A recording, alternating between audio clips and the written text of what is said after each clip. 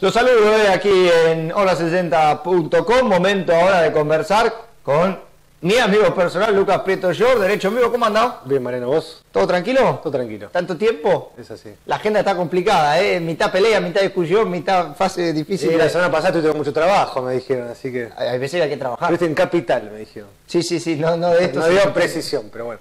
No solo se mantiene de esto el lugar, hay que buscar siempre... ¿Te gustan los perritos? Trabajo, sí, ahora arrancamos fuerte en la jornada de hoy. A ver, ¿qué novedad legislativa tenemos, Lucas, para meternos lleno en lo que nos compete? Bueno, se sancionó hace un tiempo la ley de derechos y garantías de las víctimas de delito y en el mes pasado, en el mes de mayo, se reglamentó una ley que se venía trabajando ya desde más o menos de octubre de noviembre del año pasado con las víctimas de delito de buscar una forma de hacer una reglamentación que no se escape ningún tipo de punto que le interese a las víctimas. Así que con esa idea se terminó de reglamentar y se publicó en el boletín oficial la ley que estamos haciendo referencia. Cada vez que nos toca hablar de algún tema de los que traes habitualmente, te pregunto por qué pasa en el mundo frente a esa situación, digo, particularmente en esto que relatás, ¿cómo está la materia internacional? Bueno, ahí las Naciones Unidas tiene una serie de principios y ya viene trabajando hace tiempo sobre cuáles son los principios que deben trabajarse en materia de justicia sobre las víctimas y el rol de la víctima que tiene que tener. Entonces se estableció una serie de principios, se establecieron declaraciones y principios públicamente a través de resoluciones de cuáles tienen que ser los principios en los cuales un buen sistema jurídico tiene que manejarse el tema de la víctima. Después también están las 100 reglas de Basilea, donde también se trata justamente la cuestión sobre el acceso a la víctima. Pero puntualmente, en la novedad que esta ley que nos trata ahora, estamos trabajando, se relaciona a lo novedoso es que crea el observatorio de la víctima. ¿Qué función tendrá ese observatorio que planteás? El observatorio tiene una función a nivel de monitoreo, de control, de seguimiento, y a través de con todo ese sistema de estudio y análisis que van a hacer sobre la víctima en todo el país, lo que se busca es crear algún tipo de iniciativas o reformas o trabajar puntualmente en las provincias donde se hizo un seguimiento y donde se observa que hay un problema en salvaguardar los derechos de la víctima. Bueno, ahí lo que se está buscando, se va a buscar con el observatorio es ir a hacer provincia por provincia, monitoreando, controlando y proponiendo reformas. ¿Cómo va a estar conformado? ¿Se sabe ya?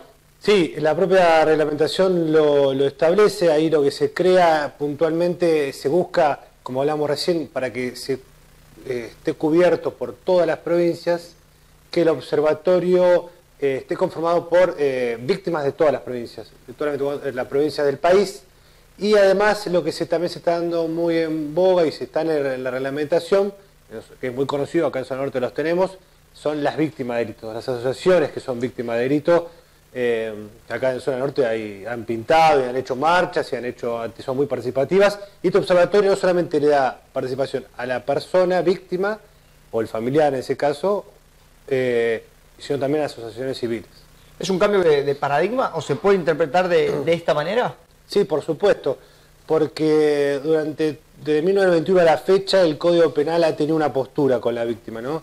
Se la ha querido siempre proteger, pero los códigos penales clásicos lo que hacen es el poder del Ministerio Público Fiscal subroga aquella potestad que tiene la víctima y representaría a la víctima durante el proceso. Pero muchas veces pasa que la forma en que el Ministerio Público Fiscal lleva adelante las investigaciones no son siempre en pos de los intereses de la víctima. Entonces siempre esta idea clásica de que el Ministerio Público Fiscal subrogaba el interés de la víctima, ahora está en discusión a nivel internacional y lo que se plantea es una mayor participación durante el proceso de la víctima. ¿Es peligroso, a ver, y lo pienso en voz alta, ¿no? que la víctima participe en este proceso o no influye?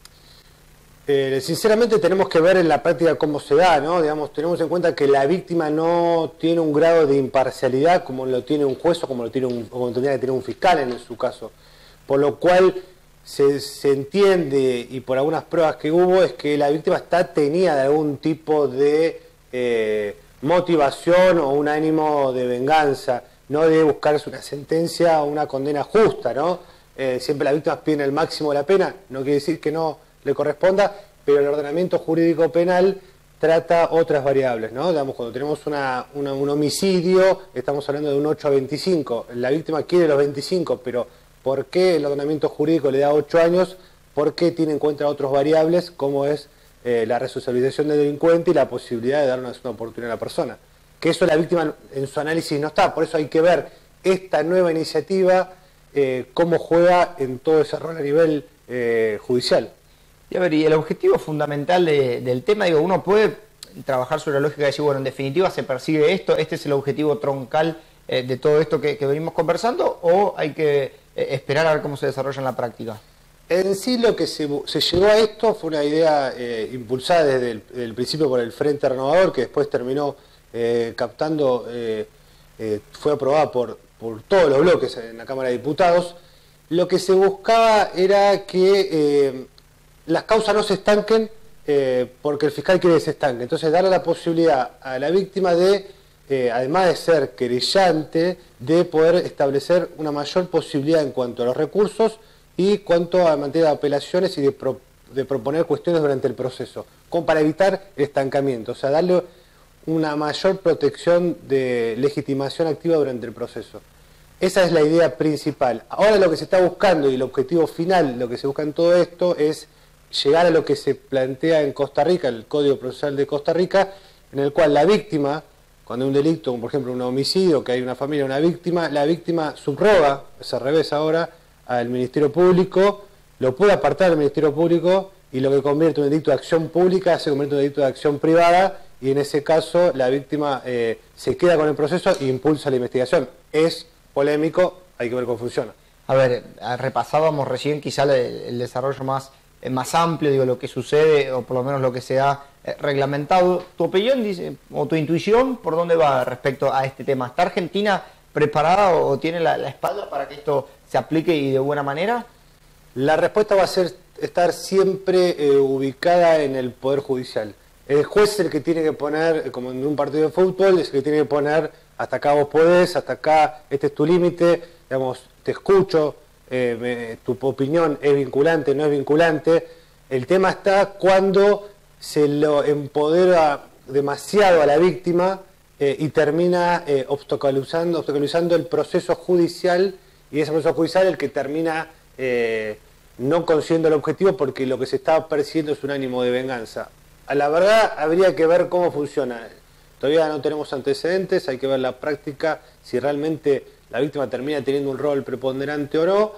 Por lo priori es llamativo, es novedoso y hay que ver cómo funciona. Yo tengo mis reparos porque justamente las víctimas no son todas iguales, no son toda gente con instrucción, formación, y hay que ver cómo juega lo que hablamos, que tiene sumamente lógica, es el ánimo de venganza, ¿no? Esto también lo podemos leer en algún diario, ¿no? Lo han publicado al Derecho en Vivo, al Monitor de la Justicia, yo no sé cómo llamarlo, en algún portal, ¿no? Salió Sí. en Clarín esta mañana. Hoy esta mañana ya se publicó en clarín.com, así que ya nos dieron eco. Y bueno, ya empezaron a llegar preguntas y mensajes. Bueno, bien importante eso, a tenerlo presente. Así que al que no le gusta leer como a mí, podemos ver el videíto que hacemos, y si no, el que necesita más concentración va por Clarín. El resto de los temas, todo tranquilo, digo, se viene una agenda legislativa transmundial importante en materia penal, digo, se puede intuir cosas importantes, o dependiendo si Argentina sale campeón del mundo, se plancha todo. Hay muchos temas que están pendientes, tenemos la reforma del Código Procesal, el Código Penal que se anunció, después tenemos reformas en materia de extinción de dominio, en materia legislativa, judicial, de Justicia 2020, hay un montón de propuestas que se han volcado públicamente, hasta una modificación del Código Civil, estamos hablando, que hay que ver si da todo el tiempo este próximo semestre para eso. Sinceramente, creo que son buenas intenciones, pero no creo que se avance mucho en las cuestiones de fondo. Te invito, a ver, y esto no está ensayado como nada de lo que hacemos previamente, a comprometerte o quizá ponerlo como tarea para el hogar para la semana que viene, que trabajemos, si lo notas interesante, la situación del aborto en el Código Penal actual, digo, y lo que se ha avanzado con fallos de la Corte o con casos concretos, porque obviamente vamos de cara a la semana más importante y me parece que puede estar piola, digo, en el desarrollo de aclarar los tantos. por un lado está la despenalización, por el otro lado está la legalización del mismo. Hay una normativa vigente en el Código Penal de los casos. Te invito, si te interesa, si crees que se puede armar algo, para la próxima semana, en la antesala de lo que puede llegar a ser la votación, traer el tema. Sí. Ahí, como bien decías vos, hay dos temáticas muy distintas. Una es la despenalización, que de hecho, hoy por hoy el aborto está, de hecho, despenalizado porque hubo 2 condenas en toda la historia de este país en materia de aborto. Pero bueno, acá la discusión es si realmente se permite o no que la madre termine matando a su hijo, ¿no? En palabras muy claras. No, bueno, pero me parece importante trabajarlo para la semana que viene, si te parece. Perfecto. ¿Algo más para agregar? No, nada más. Como siempre, un placer, siguen vigentes los bigotes y seguirán por un tiempo más. Sé que no le gusta, bueno, cada uno tiene su look. Yo no soy tu novio para que me tenga que gustar, así que... No, bueno, pero digo, he recibido duras críticas. Gracias, como siempre. No, por favor. Hasta aquí, señores, pasaba Lucas Prieto, yo con Derecho en Vivo.